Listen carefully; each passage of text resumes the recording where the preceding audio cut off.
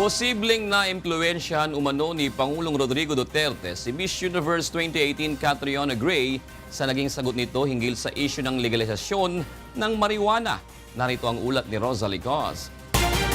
Patol pang mga sagot ni Miss Philippines Catriona Gray sa question and answer portions dahilan upang tanghalin siya bilang Miss Universe 2018 sa Bangkok, Thailand kahapon. Isa sa mga sagot nito ay may kinalaman sa isyung na pag-uusapan na rin sa Pilipinas, ang legalisasyon ng marijuana. Ani Gray, pabor siya sa legalisasyon ng marijuana kung gagamitin sa panggagamot at hindi para sa recreational use.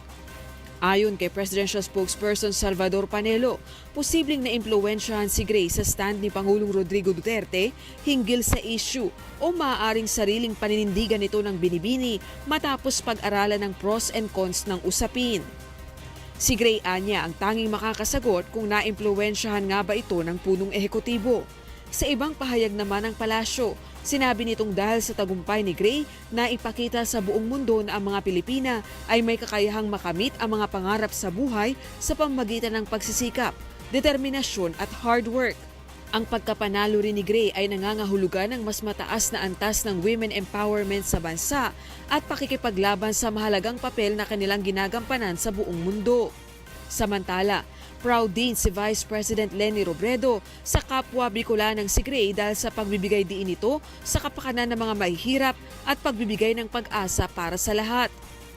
Nagkaisa rin ang iba pang personalidad sa pagbati at pasasalamat kay Catriona Gray dahil sa pagbibigay nito ng karangalan sa bansa.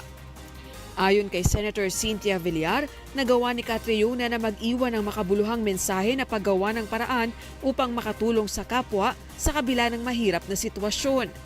Ayon naman kay Bataan District 1 Representative Geraldine Roman, magiging magaling na kinatawan ng peace, love at compassion si Gray sa international community.